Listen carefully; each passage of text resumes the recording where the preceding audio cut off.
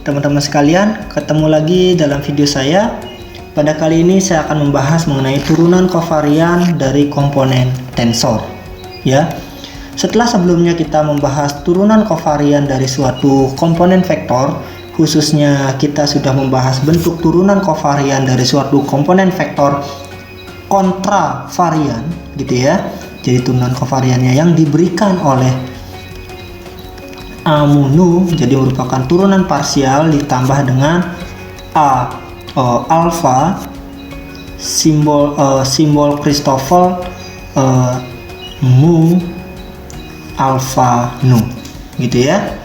Nah, sekarang untuk mengawali kita bisa mencari turunan kovarian dari komponen tensor, maka terlebih dahulu kita harus mendapatkan dulu bentuk-bentuk turunan kovarian dari komponen vektor. Kita sudah mendapatkan turunan kovarian dari komponen vektor kontravarian kan, jadi indeks atas gitu ya.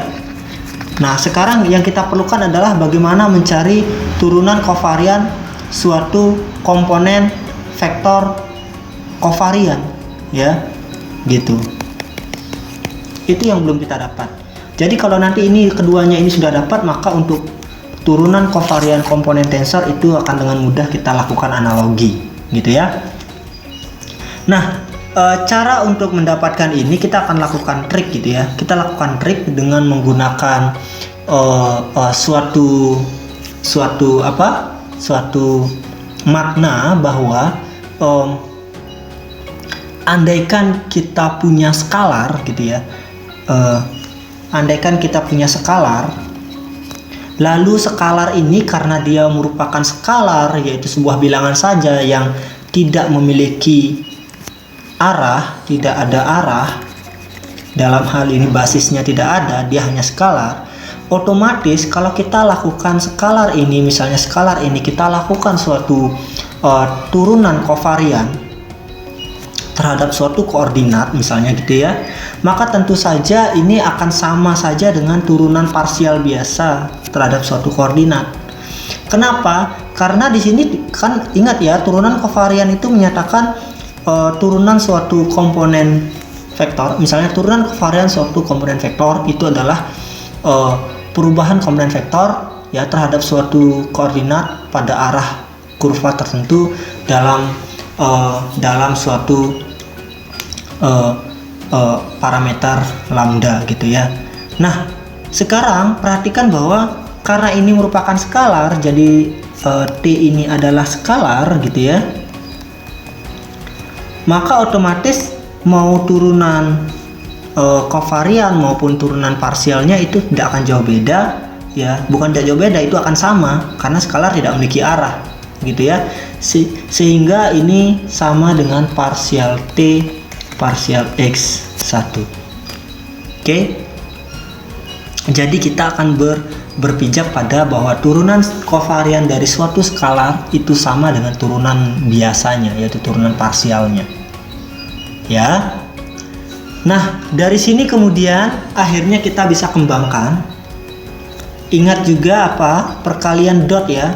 Ingat bahwa perkalian dot suatu vektor, jadi A dot A misalnya itu, atau perkalian dot dengan dirinya sendiri, itu harus dituliskan dengan perkalian antara komponen-komponen yang berlawanan jenis. Dalam hal ini adalah komponen vektor kovarian dikali dengan komponen vektor kontravariannya, atau bisa juga dengan amu, itu boleh saja ya.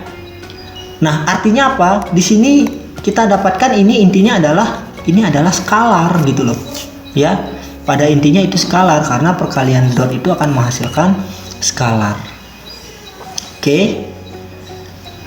Jelas belum sampai sini? Nah, sekarang kalau kita ketahui bahwa turunan kovarian suatu skalar sama dengan turunan biasanya parsial derivatifnya, berarti hasil dot produknya ini jika kita turunkan parsial, maksudnya turunkan kovarian, gitu. Kita turunkan kovarian, ya, yang nantinya kita tentunya dapat ini adalah turunan kovarian dari mu terhadap nu dengan menggunakan aturan Leibniz ya, ditambah amu turunan kovarian nu, gitu, maka sejatinya ini harus sama dengan turunan skalar ini terhadap turunan biasa. Jadi turunan parsial skalar ini terhadap nu, jadi bukan turunan kovarian ya, yaitu apa ya, amu, nu, amu plus amu, nu. Dan ini harus sama, kenapa? Karena ini adalah skalar, sekali lagi ya, ini skalar. Oke. Nah, kalau sudah dipahami kalau itu sama, oke, mari kita akan coba samakan keduanya, gitu ya. Jadi kalau kita samakan keduanya, maka kita akan dapatkan amu plus amu nu, oke, itu akan sama dengan amu plus amu, nu. Oke. Nah, sampai di sini jelas dulu ya. Nah, sekarang kita memiliki ini, yaitu turunan kovarian dari komponen vektor kovarian, gitu ya. Kemudian di sini ada turunan kovarian dari komponen vektor kontravarian, yang mana ini kita sudah ketahui besarnya adalah tadi ya, amu, nu plus simbol plus a alfa simbol Christoffel mu alfa nu. Sekarang kita substitusi ya. Kita akan substitusi ini sehingga kita akan dapatkan ini menjadi amu kovarian nu, amu plus amu dikali dengan yang tadi amu, nu plus a alfa simbol Christoffel mu alfa nu. Nah, ini akan sama dengan amu, nu, amu plus amu, nu. Oke, harus sama kayak gitu.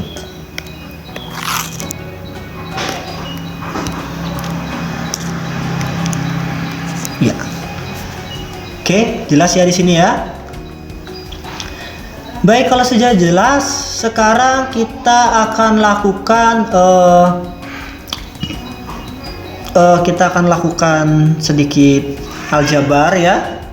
Jadi ini kalau kita buka kurungnya ya, kita akan dapatkan amu nu itu amu plus amu, nu plus amu a alfa simbol Christoffel mu alfa nu itu sama dengan amu, nu amu plus nimu ya, amu anu amu, nu. Nah, yang ini pasti akan hilang nanti, yang ini dengan yang ini. Oke, yang itu hilang. Nah, kemudian sekarang kita kurangkan ya. Jadi ini akhirnya menjadi amu, amu itu akan sama dengan ini, kita bawa ke sana sehingga kita akan dapatkan amu, nu amu kurang amu a alfa simbol Christoffel mu alfa nu. Oke, jelas sampai sini ya. Nah, lalu sekarang kita akan lakukan sedikit trik ya. Jadi karena ini sudah dua suku yang berbeda, maka sejatinya antar indeks daminya itu tidak saling mempengaruhi, sehingga khusus untuk yang ini boleh saja kita saling utak-atik gitu ya. Jadi misalnya saya tukar aja ini dengan mu-nya ini saya tukar dengan alfa misalnya, kemudian alfanya ini saya tukar dengan mu ya, sehingga ini nanti akan kebalik, ini menjadi alfa, ini menjadi mu gitu ya. Boleh saja kan ya. Nah, dari sini kemudian kita akan dapatkan bentuk turunan kovarian dari komponen vektor kovarian gitu ya. Namun masih ada amunya ini, itu akan menjadi a mu, nu gitu ya, kurang amu kurang a alfa amu gitu jadinya ya. Simbol Christoffel alfa mu nu. Oke. Atau akhirnya saya bisa faktorkan amu, nu, amu min a alfa amu simbol Christoffel alfa mu nu. Ini saya faktorkan ya, sehingga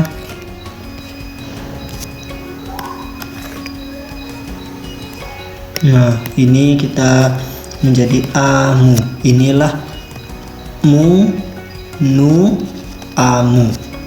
Oke. Nah, dalam dalam melihat persamaan seperti ini, maka seharusnya bagian ini harus sama dengan yang bagian kurung ini karena ininya sama gitu ya.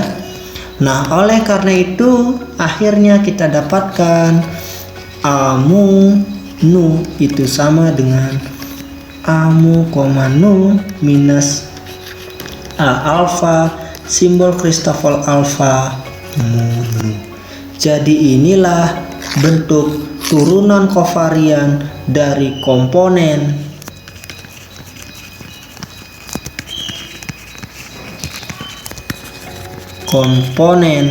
vektor kovarian. Beda dengan turunan kovarian dari komponen vektor kontravarian, yaitu nu plus ya a alfa simbol Christoffel alfa mu nu gitu. Beda ya. Jadi di indeks ini, jadi di tandanya sini beda, kemudian di indeks simbol Christoffelnya juga berbeda. Kalau ini alfanya di sini, kalau ini alfanya di sana. Oke, jadi itu bedanya. Paham ya sampai di sini ya? Sekali lagi akhirnya yang ini adalah turunan kovarian dari komponen vektor kovarian. Nah, dari sini kemudian kita akan coba cari bagaimana turunan kovarian suatu tensor gitu ya. Jadi komponen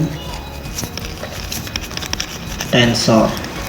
Nah, tidak banyak yang kita lakukan, kita hanya melakukan analogi saja. Kita mulai dari turunan kovarian komponen vektor kontravarian. Di sini untuk indeks atas gitu ya, maka ada indeks atas, turun, dan alfanya 1 kayak gini. Berarti kalau kita memiliki suatu tensor, komponen tensor kontravarian yaitu mu nu, kita turunkan kovarian terhadap suatu koordinat ke beta gitu ya. Maka dengan mengikuti ini kita bisa tuliskan bahwa ini hasilnya adalah T mu nu, beta. Jadi komponen komponen tensor kontravarian itu diturunkan parsial terhadap koordinat ke beta, kemudian ditambah. Nah, ini yang mesti hati-hati bahwa karena ini salah ya, ini alfanya di atas ya, karena kan vektor kontravarian, komponen vektor kontravarian ya. Dan ini bisa jadi adalah T mu nu. Nah, perhatikan T mu nu.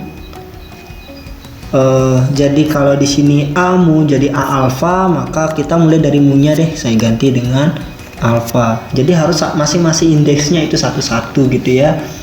Berarti ini simbol Christoffel mu, jadi alfanya ini sama dengan alfa gitu ya.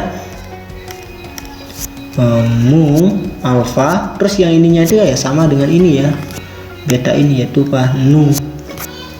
Jadi ini nu gitu ya, nu. Oke, nah sekarang ini baru nunya, tambah T, mu alfa, simbol Christoffel mu alfa beta. Itu ya. Oh, ini nu ya.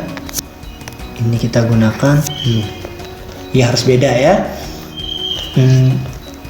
Nggak boleh aja sih sebenarnya, tetapi ini karena kita sudah menggunakan mu, jadi itu jangan mu lagi.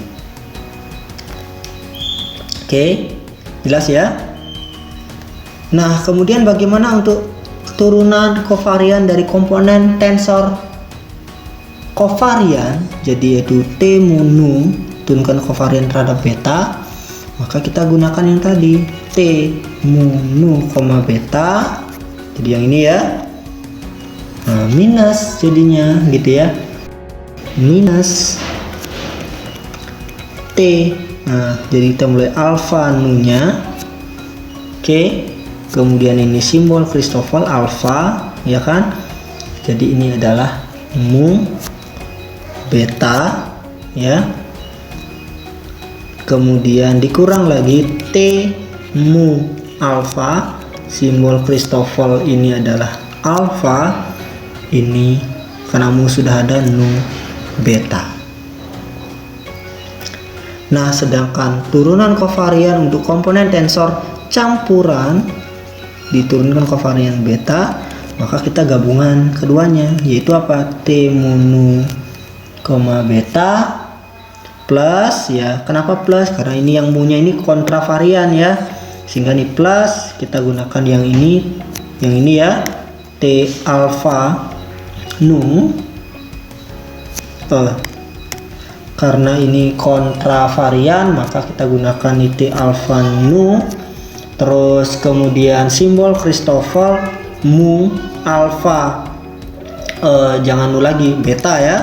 Nah, ini min T mu alfa, simbol Christoffel kita pakai nu, ini alfa beta. Maaf, ini kebalik ya, karena ini kovarian berarti alfanya ada di atas. Berarti ini alfa, ini nu beta. Ya.